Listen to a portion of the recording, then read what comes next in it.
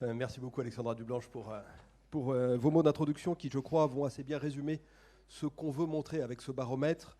Quelques éléments peut-être en introduction avant d'en rentrer dans le détail des différentes données pour vous expliquer qu'est-ce que c'est que ce baromètre, le Global Cities Investment Monitor, et comment ça fonctionne et surtout à quoi ça nous sert derrière. C'est un outil qu'on utilise depuis maintenant 13 ans, qu'on fait chaque année sur les mêmes critères, ce qui nous permet d'avoir le recul historique sur les différentes données, de pouvoir se comparer d'année en année et surtout de pouvoir se comparer à l'international. Donc on s'appuie sur la base de FDI Market, donc une base faite par les Anglais, ce qui nous met, j'allais dire, à l'abri de tout soupçon de partialité dans le choix des données. Donc ce sont des éléments qui comptent le nombre d'investissements internationaux dans le monde, chaque investissement comptant pour un. Donc il y a là-dessus un petit élément qui est que si vous ouvrez une usine avec 250 collaborateurs annoncés, ça comptera pour un. Si vous ouvrez un bureau avec 3 collaborateurs, ça comptera pour un aussi. Donc il faut parfois pondérer un peu les données par rapport à leur impact. Mais ça nous permet d'avoir au moins des éléments plus fiables, plus solides et plus robustes et surtout comparables par rapport aux autres éléments. Donc ça nous permet, à nous dans un premier temps, Régine, si tu es là, ça nous permet d'abord de savoir où nous en sommes réellement sur les différents éléments et donc de voir si les actions d'attractivité qu'on mène portent leurs fruits et comment est-ce qu'on s'inscrit dans des dynamiques. Et puis c'est surtout un outil pour nous pour voir quels sont les secteurs dans lesquels on doit faire porter l'effort, que ce soit un effort d'un point de vue des différents secteurs industriels qu'il faut viser ou des différentes zones géographiques. Donc voilà, c'est à la fois un thermomètre et un outil de fonctionnement. Et puis, on a complété cette partie, mais Hugues t'en dira un mot aussi tout à l'heure, pour expliquer la méthodologie, avec une partie qui est faite par OpinionWay, donc pareil sur la même type de base, évidemment mise à jour, mais la même méthodologie depuis des années qui permet de se comparer, et qui mesure non pas la situation ex-ante de l'année écoulée, mais qui essaye de donner une tendance sur les anticipations des acteurs économiques. Et comme les acteurs économiques sont ceux qui vont être amenés à donner corps à leur anticipation, on vérifie souvent que ce qu'ils annoncent pour ce qui devrait se passer dans 3 ans après, correspond bien à ce qui s'est passé. Alors, avant d'arriver dans le détail des destinations et des différents secteurs, peut-être une première slide sur une vue générale sur l'attractivité entre la période août 2019 septembre 2021. Donc vous observerez, et je pense que ce sera une surprise pour personne, un ralentissement assez marqué au moment de la période du Covid, mais qui est, j'insiste sur le terme, un ralentissement. Parce que dans les études et les entretiens qu'on a pu avoir avec les décideurs, on voit que ce ne sont pas tellement des annulations de projets, mais c'est des projets qui ont pris plus de temps parce que nécessairement les conditions d'installation n'étaient pas les mêmes. Donc il y a eu un ralentissement marqué, c'est vrai, mais qui a repris assez rapidement. Et puis on voit que petit à petit, la pente revient et se stabilise. Mais donc on est dans un contexte général où les investissements internationaux, toutes destinations et toute origine confondue, ont ralenti. Donc on va regarder des chiffres en données relatives, mais sur une base qui va être un peu plus légère que celle des autres années. Alors, cette slide-ci, on commence par un phénomène d'entonnoir d'arrivée dans les différents éléments, représente la source des investissements et la destination. Donc vous voyez qu'en 2020, presque la moitié, 49% des investissements directs internationaux vont vers l'Europe. Le continent européen, à lui seul, capte la moitié des investissements internationaux. Donc c'est des éléments qu'on avait vus depuis le passé où déjà l'Europe était assez en tête, mais alors dans ces niveaux-là, c'est vraiment du jamais vu, puisque l'Europe a augmenté encore son score de 2019, qui était déjà le record qu'elle avait jamais enregistré. Et dans le même temps, on voit que l'Asie baisse dans la part générale des investissements directs internationaux, puisqu'elle ne représente plus que 19% des investissements internationaux. Pour mémoire, c'était 31% en 2014. Donc il y a un phénomène de bascule où l'Europe est une destination qui attire énormément d'investissements internationaux parce qu'elle offre ce cadre robuste, ce cadre fiable et ce marché unique qui sont des éléments d'attractivité très forts pour les investisseurs internationaux. Donc quand on regarde, cette fois-ci non pas où vont les investissements internationaux, mais d'où viennent les investissements internationaux, l'Europe à nouveau arrive en tête. Si tu reviens d'une slide, voilà, le graphique du bas. Et l'Europe est aussi un continent émetteur d'investissements internationaux. Donc ça, c'est un élément très fort parce qu'il peut y avoir des économies qui fonctionnent par un effet, j'allais dire, de transmission de base de productive, l'Europe est aussi un continent qui émet des investissements et qui investit, on va le voir dans la slide suivante, et là tu peux y aller, l'Europe est un continent qui investit largement sur lui-même, puisque là, on voit d'où viennent les investissements qui vont vers l'Europe. 64% des investissements qui vont vers l'Europe viennent d'Europe.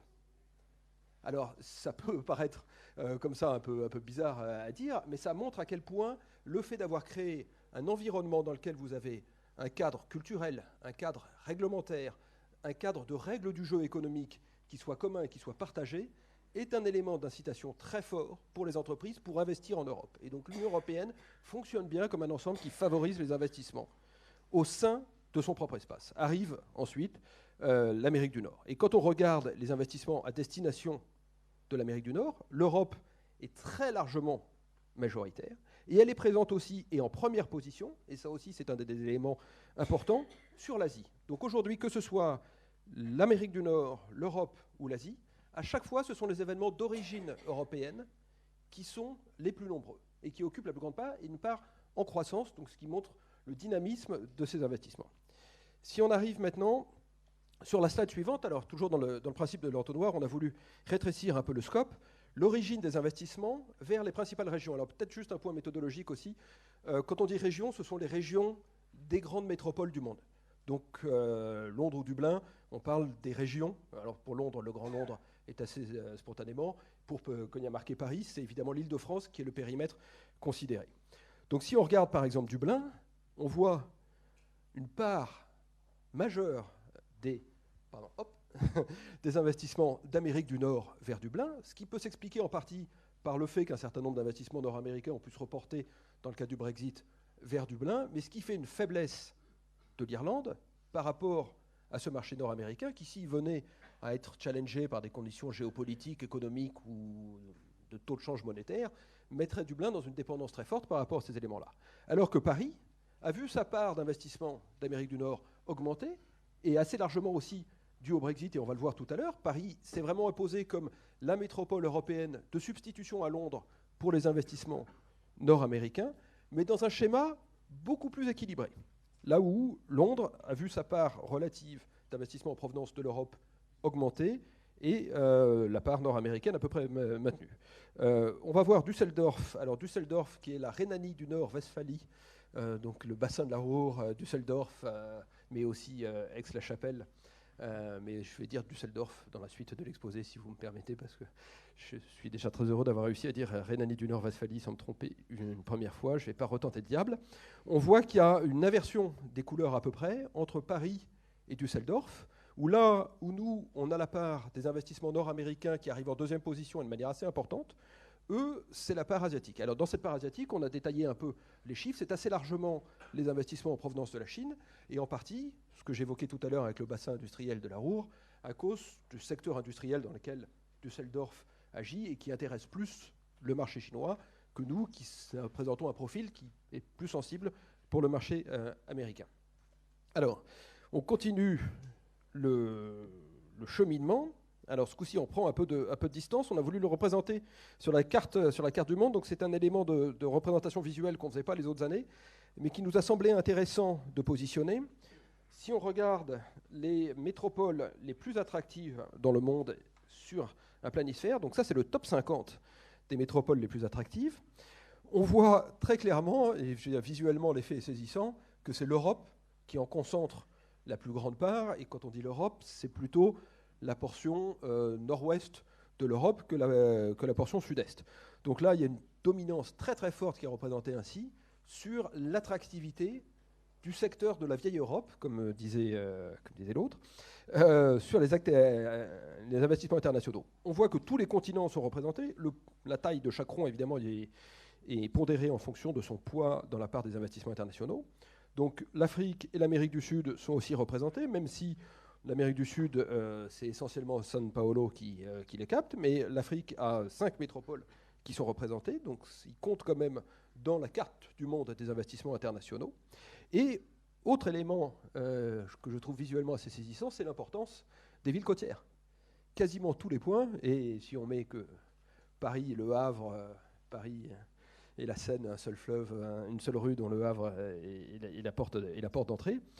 Tous ces éléments sont des villes côtières. Et donc, il y a une importance logistique, une prévalence de la géographie et de la logistique par rapport aux approvisionnements maritimes, par rapport aux flux maritimes, sur le développement, l'attractivité et le rayonnement des grandes métropoles. Donc, maintenant, l'élément qui a été en partie divulgaché par Alexandra Dublanche dans son propos préliminaire, qui est la slide et qui d'habitude les résume un peu toutes, qui est le classement, le top 15, alors on n'a pas figuré le top 50 parce que pour la lisibilité ça serait compliqué, le top 15 des métropoles qui ont recueilli le plus d'investissements internationaux dans le monde l'année dernière. Donc Paris est deuxième, et c'est un excellent score. On était déjà deuxième l'année dernière, mais de peu, et là on a consolidé et on a conforté et on a donné une meilleure assise à cette position. Londres reste en première position, mais l'écart entre Paris et Londres, et on le verra en particulier dans la slide suivante, se réduit de manière considérable. Singapour arrive troisième. Deux éléments majeurs, je trouve, dans cette slide. C'est la prévalence, donc on a un code couleur par continent, vert pour l'Amérique du Nord, jaune pour l'Asie, rouge pour Afrique et Moyen-Orient, et bleu pour l'Europe. Donc vous voyez que l'Europe a 9 régions métropolitaines, parmi les 15 régions métropolitaines qui recueillent le plus d'investissements internationaux. Donc là encore, on voit que Paris est très puissant, mais Paris est très puissant comme étant la capitale économique d'un ensemble continental qui a un rayonnement et un magnétisme incroyable et jamais vu dans l'histoire de notre baromètre. Le deuxième fait marquant, c'est la quasi-disparition des métropoles chinoises. Il y a 10 ans, ou un peu moins, il y a 7-8 ans, sur ce baromètre, vous aviez 4 villes chinoises. Vous avez aujourd'hui Shanghai qui est encore dedans, mais à la 13e position, donc il arrive en queue de classement. Donc on voit qu'il y a eu un effet de substitution, où là où les grandes métropoles chinoises recueillaient le plus d'investissements internationaux il y a quelques années, ils ont perdu cette position. Et c'est maintenant clairement les villes européennes qui tiennent la corde, avec un point particulier, comme on regarde les régions métropoles, le schéma économique de la France, assez centralisateur, la favorise dans ce type de classement par rapport à des pays comme l'Allemagne, où si vous faisiez la somme de Berlin, de Munich et de Düsseldorf, vous arriveriez évidemment à des résultats plus importants. Si nous, on avait mis d'autres métropoles françaises, je ne peux pas en citer pour faire injure à aucune, dans le classement, ils arriveraient très très très en deçà de ces positions. Alors, maintenant, si on regarde les dynamiques, donc pour ne pas vous faire un plat de spaghettis trop compliqué quand même, on s'est concentré sur les villes de l'Europe de l'Ouest, donc celles qui sont à la fois nos partenaires et nos compétiteurs dans ces investissements internationaux. Vous avez en rouge la courbe de Londres et en dessous les différentes grandes métropoles européennes qui sont celles qui occupent traditionnellement les bonnes places dans le classement, et avec Paris qui est en vert turquoise. Donc, de manière assez évidente, donc c'est la part relative de leur poids dans les investissements internationaux, hein, donc ce sont les données en éléments relatifs, en pourcentage. Vous voyez que Londres faisait très très très très nettement la course en tête, et puis loin derrière, il y avait le peloton des métropoles régionales européennes qui essayaient tant bien que mal d'avancer. Et puis, vers 2017, sans qu'il y ait forcément de corrélation prouvée scientifiquement à ce stade avec l'arrivée de Lionel Grotto à la tête de Choose Paris Region, on voit Paris-Île-de-France qui progresse de manière spectaculaire, Londres qui commence à baisser, et petit à petit, Paris-Île-de-France sème le groupe des poursuivants et recolle à la roue de Londres, dans le même temps où on voit Londres qui s'essouffle un peu et qui marque d'année en année une baisse significative. Donc évidemment, la tentation, c'est d'essayer de prolonger un peu les courbes, mais ça c'est le travail de Hugues, donc je le laisserai le faire tout à l'heure, de prolonger un peu les courbes pour voir à quel moment est-ce que Paris dépassera Londres dans cette compétition. Ouais. Et les autres se maintiennent pas mal sur ce créneau. Et puis ce qui est intéressant de remarquer aussi, c'est ces évolutions assez fortes en fait par métropole au cours de ces 15-20 dernières années, qui montrent qu'en fait les choses évoluent assez vite, et ce qui justifie du coup de chaque fois se réinterroger, de chercher à travailler sur ce sujet de l'attractivité, parce qu'on voit qu'un jour on est on est en haut et puis on peut rapidement tomber, ou le contraire, comme effectivement, je pense qu'on voit clairement ici que l'Île-de-France est celle qui a le plus progressé en fait, hein, sur toute cette période, et que je dirais sur les 3-4 dernières années, l'analyse moi que je fais sur ce qu'on peut constater, qui est en fait une stabilisation de notre positionnement en termes de part de marché. Je pense que c'est une excellente performance dans un contexte où on voit quand même une concurrence de plus en plus forte au sein de l'Europe avec les villes moyennes dont on parle beaucoup.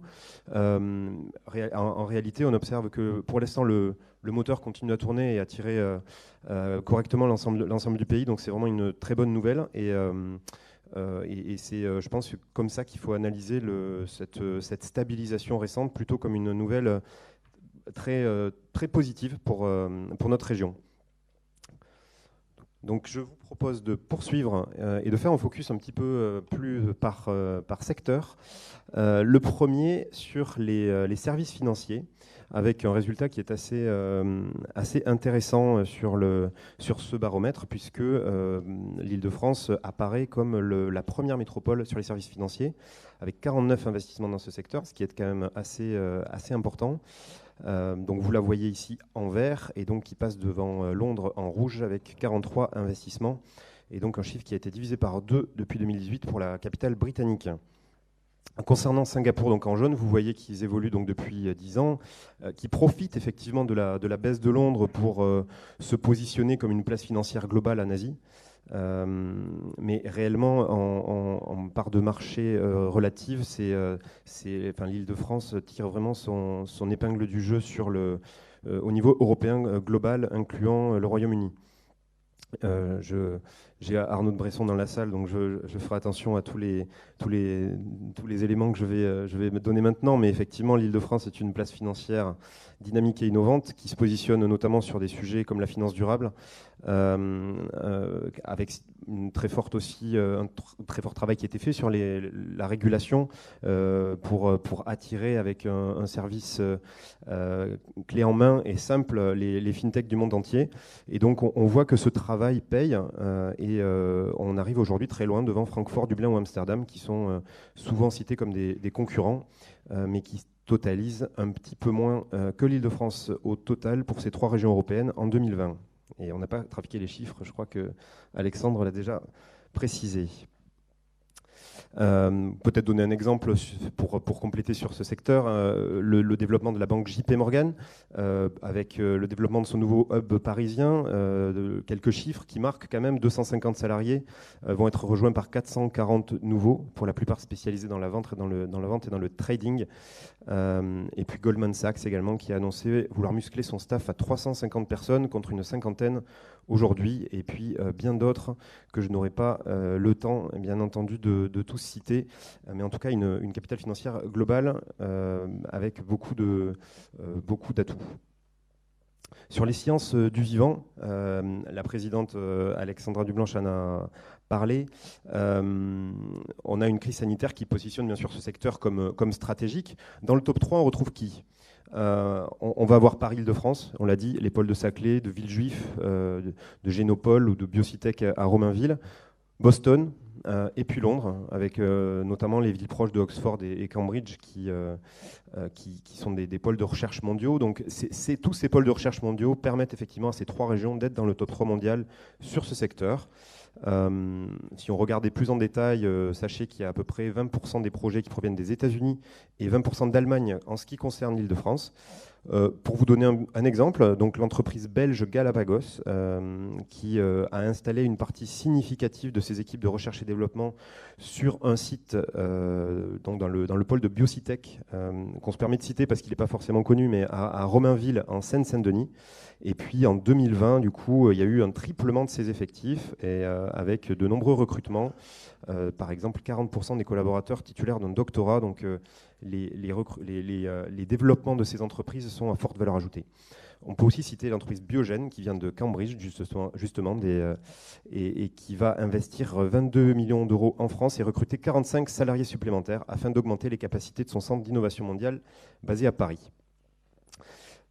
Si maintenant on regarde de manière plus globale le sujet des centres de R&D et des investissements des entreprises étrangères dans des centres de R&D, effectivement, on a également une position leader sur ce sujet. On a aujourd'hui 42% des projets qui concernent l'Île-de-France sur cette activité qui proviennent des États-Unis. Et je salue de nouveau le président de l'AmCham pour être avec nous.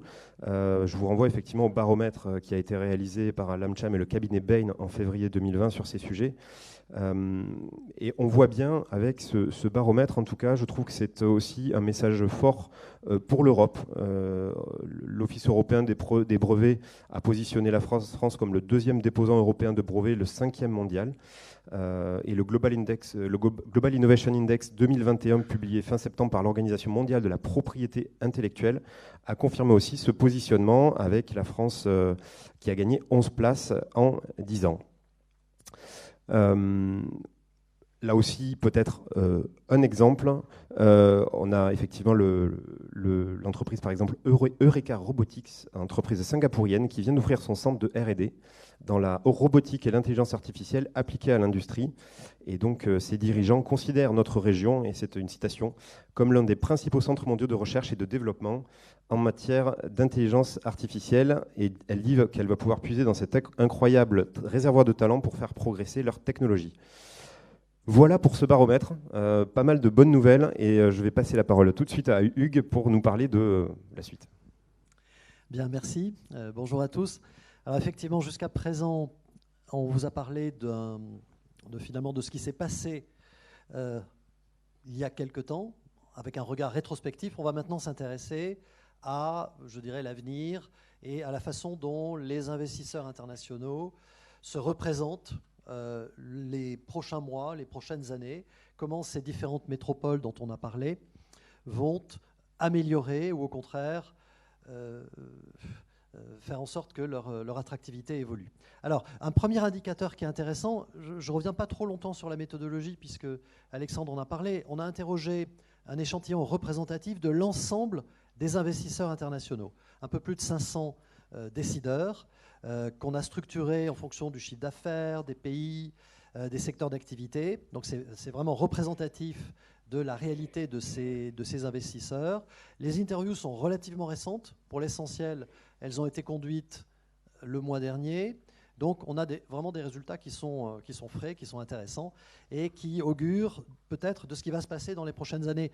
Alexandre l'a dit, c'est vraiment intéressant ce baromètre parce qu'on a constaté que le travail d'analyse que pouvait faire Opinionway sur l'avenir était souvent, d'année en année, confirmé par la réalité des investissements de l'année suivante. Donc il y a un caractère relativement prédictif. Vous me direz peut-être supérieur à ce qui se passe pour l'élection présidentielle, mais ça c'est à vous de juger. En tout cas, ces interviews sont relativement prédictives de ce qui se passe dans la réalité des investissements l'année suivante. Alors, un premier indicateur que je trouve intéressant, bien qu'il soit très global, c'est un indicateur d'image globale. On n'est pas encore dans le cœur de l'attractivité financière des grandes régions, mais on a un regard très global de la part des investisseurs. Et vous le voyez, Paris, en rouge, se situe toujours dans le trio de tête sur le podium, mais gagne une place. Donc cette image de Paris-Île-de-France progresse. On a toujours les trois mêmes sur le podium, mais il y a une inversion. C'est-à-dire que Londres, qui était premier l'année précédente, eh bien, est rétrogradé au 3e rang. D'autres éléments intéressants dans ce premier indicateur, ce sont les entrées de grandes métropoles comme Sydney, Toronto et Los Angeles qui rentrent dans le top 10, alors que Shanghai régresse de 3 places. Et vous le verrez, dans ces résultats, on a d'une façon assez générale un mouvement de retrait des métropoles asiatiques au profit de métropoles occidentales. On l'a vu notamment dans les résultats précédents. Donc ça, c'est un phénomène, une tendance vraiment majeure qui caractérise bien les résultats de cette année. Si on regarde les choses maintenant en dynamique sur ce même indicateur d'image globale, eh bien, vous le voyez, on voit bien le trio de tête, hein, New York, Paris, Londres. Mais ce que je trouve intéressant, c'est cette progression assez régulière de Paris-Île-de-France, 25% en 2019, 30% en 2020 et 35% en 2021. Donc il y a clairement une tendance au profit de Paris-Île-de-France en termes au moins d'image globale. Et vous voyez que ce trio de tête conforte son avance par rapport aux autres métropoles. Il y a un écart qui est relativement important avec les suivantes. Alors maintenant, une question, je crois, utile pour ceux qui s'intéressent à l'attractivité et au levier d'attractivité financière de Paris, ce sont les critères. Sur la base de quels critères les décideurs, les investisseurs se fondent pour faire leur choix d'investissement. Alors, si on veut commenter, on ne va pas tout commenter, je ne veux pas vous abreuver de chiffres, mais il y a 4 grands critères, qui sont les 4 premiers. Les infrastructures numériques, la stabilité politique et la sécurité juridique, la main-d'œuvre qualifiée, le personnel qualifié, et les infrastructures logistiques. Ça, ce sont vraiment les 4 critères principaux. Ce qu'il faut noter par rapport aux périodes précédentes, c'est qu'il y a eu un effet Covid, c'est-à-dire que les infrastructures numériques, on l'a vu avec le télétravail, avec tout ce qui s'est passé en termes de digitalisation du monde et du monde économique, eh bien ce critère s'est renforcé et a pris plus d'importance. Si maintenant vous descendez ce slide et vous regardez les 3 derniers, qui sont des critères, certes, qui ont tout de même une certaine importance, mais moindre, c'est la qualité de vie. Alors, malheureusement, il se trouve que Paris est plutôt bien placé sur la qualité de vie, mais ce n'est pas le critère le plus important. La facilité de financer des projets innovants et la qualité de l'innovation, les startups, là aussi où Paris se défend plutôt bien. Alors, peut-être, Hugues, si juste avant de passer à la slide suivante, un petit point, si tu m'autorises à faire un complément sur cette slide-ci. Bien sûr. Les autres années, on avait infrastructures dans un même ensemble, et on parlait des infrastructures. Les infrastructures arrivaient en première position. Cette année, parce qu'en fait, on s'était rendu compte qu'il y avait une confusion dans ce qu'on appelait infrastructure. Chacun, en fonction de son historique, avait des réactions différentes. Et donc, on a scindé les infrastructures numériques, donc réseau téléphonique, Internet, capacité de télétransmission, et les infrastructures de transport, métro, ferroviaire, aéroport, etc. Et à ma grande surprise, celui qui arrivait, une fois qu'on a les 2 sous-ensembles, le sous-ensemble qui arrive en tête, c'est bien les infrastructures numériques, plus que les infrastructures, j'allais dire, physiques en dur, et avec un point qui est peut-être aussi remarquable par rapport à la période Covid, qui est celui sur la disponibilité et le coût de l'immobilier d'entreprise, qui était traditionnellement beaucoup plus haut dans le ranking d'importance des critères, et qui, cette fois-ci, arrive pas tout à fait en queue de peloton, mais enfin assez nettement derrière, et donc ce qui montre peut-être que c'est un des facteurs, à l'heure du télétravail, je sais. On verra quelle conclusion l'histoire nous y apporte, mais qui a pris moins d'importance pour les entreprises, alors que les infrastructures numériques sont devenues le premier. Très bien, c'est complément très utile en effet. Alors un slide qui est un peu chargé, je m'en excuse, mais qui est néanmoins très important. C'est-à-dire que nous avons cherché à croiser l'image des métropoles avec ces fameux critères d'investissement. Et donc, on a positionné les métropoles en fonction de chaque critère d'investissement.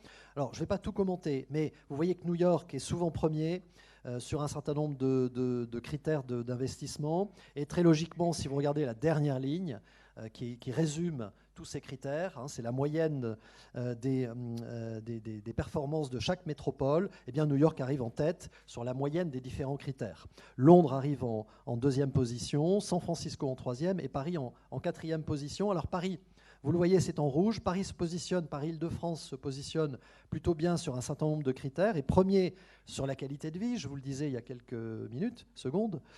Stabilité politique et sécurité juridique, c'est important. Paris est en 2e position.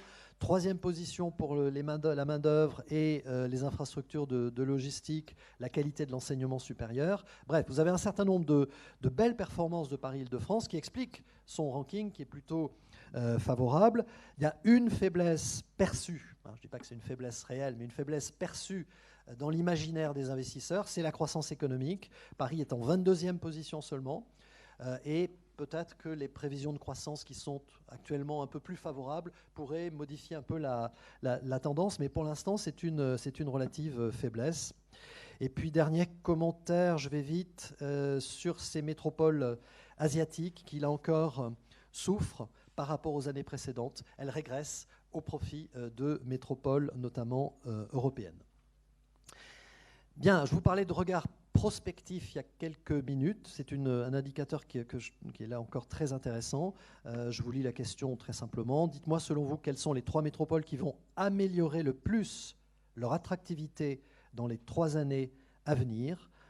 Le résultat se passerait de commentaires, vous voyez, et je crois que Alexandra Dublanche nous l'a dévoilé il y a quelques minutes. Paris arrive en première position sur finalement cette dynamique, cette évolution prévisible dans l'esprit, dans les prévisions des investisseurs. Paris arrive en tête alors que Paris-Île-de-France était en troisième position l'année précédente. Shanghai ne bouge pas et Londres reste à plutôt une bonne, conforte, gagne même un rang par rapport à l'an dernier. C'est New York qui régresse le plus, vous le voyez. New York était premier l'année précédente et est rétrogradé à la 4e place. Autre commentaire sur ce regard prospectif de nouvelles métropoles qui rentrent dans le top 10, Sydney, San Francisco et Dubaï, qui incarnent finalement cette attractivité dans les 3 années à venir. Dubaï dont on vient d'ailleurs de parler, pour faire le lien. Pardon ? Dubaï dont on vient de parler, oui, dont on vient de revenir d'ailleurs. Tout à fait, il y a un vrai sujet Dubaï qui est très clair. En dynamique sur ce même indicateur, je ne sais pas si on l'a. Oui, voilà, merci. Vous voyez que Paris est en tête, mais ce qui est là aussi très notable, c'est la progression régulière sur cet indicateur prospectif de Paris-Île-de-France, qui d'année en année progresse pour parvenir cette année pour la première fois à la première place. Alors Londres progresse également, on le voit, mais est en retrait par rapport à Paris, et Shanghai, qui avait occupé une position plus dominante, est relégué et est en retrait par rapport à Paris cette année. Et puis on voit effectivement, on parlait de Dubaï avec Lionel, vous voyez que cette progression de Dubaï est assez significative, même si elles sont plus lentes. Alors on a posé une question spécifique sur Paris, cette fois-ci sans benchmarker, sans mettre en comparaison Paris avec d'autres places, d'autres métropoles globales. Selon vous, dans les années à venir, l'attractivité de Paris comme destination d'investissement va-t-elle augmenter, diminuer ou rester stable ? Et ce sont les prévisions optimistes favorables à Paris-Île-de-France qui l'emportent assez largement. Vous voyez, 37% contre 11% seulement qui considèrent que cette attractivité va plutôt régresser. L'écart entre les deux catégories d'investisseurs n'a jamais été aussi important et donc aussi favorable à Paris. 37%, c'est le pic de la période pour ceux qui considèrent qu'elle va augmenter, et 11%, c'est le niveau le plus bas pour ceux qui considèrent que cette attractivité va diminuer. Donc un regard vraiment très, très optimiste sur l'attractivité de Paris. Alors je vous passe les verbatims. Évidemment, on a posé la question aux investisseurs sur les raisons de cette prévision optimiste. Bon, il y en a un certain nombre. La communication avec les autres pays est facile depuis Paris. Toutes les grandes entreprises sont localisées à Paris. C'est une belle ville pour s'installer, un environnement positif. Les gens sont créatifs, le gouvernement est stable, le pouvoir politique est solide, etc. On a recueilli pas mal de verbatims qui sont assez passionnants pour bien décrire cette prévision optimiste. Et ce en rouge que tu n'as pas mis sur la slide, mais qu'on va quand même analyser pour travailler dessus. Bon, d'accord. C'est l'intérêt de ce baromètre, effectivement, c'est d'offrir des leviers, des outils d'optimisation. Je termine par un dernier indicateur. Parmi les grandes métropoles suivantes, quelles sont celles qui vous paraissent avoir le mieux réagi à la crise sanitaire ? On peut en effet faire l'hypothèse que cette réaction, cette stratégie pour faire face à la pandémie a pu être un indicateur, un élément pris en compte par les investisseurs. Et vous voyez que Paris se situe plutôt bien sur le podium, et même en deuxième position, derrière une métropole asiatique, mais sur le podium, vous avez 2 métropoles asiatiques. Donc Paris est en tête assez largement devant des métropoles européennes en termes je dirais, de perception de cette stratégie face à la crise sanitaire. On peut faire l'hypothèse ensemble que ça a pesé dans le regard que les investisseurs portent sur l'avenir, je dirais presque radieux, de Paris-Île-de-France comme place financière, comme place attractive en termes financiers. Merci Hugues. On marche vers un avenir radieux. Peut-être en conclusion juste un petit mot pour vous dire qu'on vous a présenté une sélection des slides qui nous ont semblé les plus intéressantes dans le temps qui était imparti pour l'exercice, mais vous retrouverez l'étude complète sur le site internet de Choose Paris Region et de Paris de France Capitale Économique. Et évidemment, on est à votre disposition pour apporter toutes les réponses sur ces différentes questions. Et vous dire qu'au-delà des très bons résultats dont on se réjouit évidemment, on retient surtout le message de la présidente Alexandra Dublanche, qui est de ne pas nous endormir sur nos lauriers et de continuer à jouer collectif pour progresser encore. Merci à tous pour votre attention et bonne suite des assises de l'attractivité. Merci beaucoup, merci à tous les trois.